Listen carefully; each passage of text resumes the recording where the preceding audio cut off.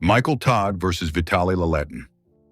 I see this match between Michael and Vitaly as very interesting and important, and I'm personally very interested in facing Vitaly myself someday.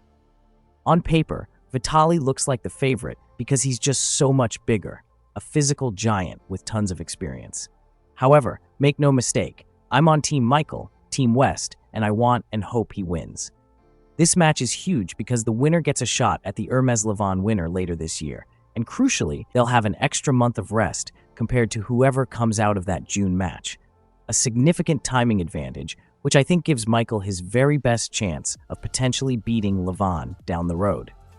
While Vitaly will likely get initial central control and has tremendous potential, Michael possesses the specific tools, one of the best King's moves ever, and a great press. That could be problematic.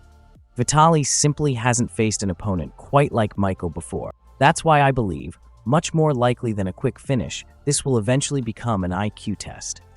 Vitaly has endured wars before, yes, but he's also shown moments of doubt, like his losses to Ermes and Dave Chaffee, which gives reason to believe Michael can push him there, especially knowing the extra significance this Mother's Day weekend match holds for Michael personally. Ultimately, I can't help but believe in the Michael Todd story and have faith he can pull it off, even being physically outmatched. My personal prediction is that Vitaly's destiny this year involves losing to 3 North Americans. First Michael, then myself in August or September, and potentially Jerry later on. So if Michael wins, I'll be fully supporting him against Levan, which I think would be an incredible matchup, with Michael having some tools that could trouble Levan. If Vitaly wins, then I plan to squash him later this summer, as we've discussed, though I'm flexible and respect if he'd prefer to face me after a potential title shot against Levan. Gennady Kvikvinia versus Ibrahim Sagov. This match is for the 115-kilo interim world title, a Class 1 used to hold the title in. I vacated it because I didn't see exciting matches for me there and pursued other challenges, but I have no doubt I can hit 115 kilos anytime I want. Reno Masic became champion, beating Sagov in a wild match, but Reno's injured, setting up this interim fight. I actually think this match's level is potentially higher. Sagov's physical potential is immense. Genetically, he's a strong monster. Reminds me of Colossus from X-Men. Lean, strong, well put together. His only downfall seems to be versatility. He looks like an inside pulling specialist, walking around 125 kilos, so the cut to 115 kilos is no problem for him. Gennady is at the top of my favorites list because he's a freaking nutcase, completely mentally strong. He doesn't back off. You can't weaken him or make him quit. He's technically diverse, unpredictable, has endurance, and a huge spirit. His long history adds a lot of legitimacy to the class. However, I do have questions. Is his bicep fully recovered? I don't think his pressing or hooking are much affected, but I have doubts about his top rolling, which is crucial against Sagov.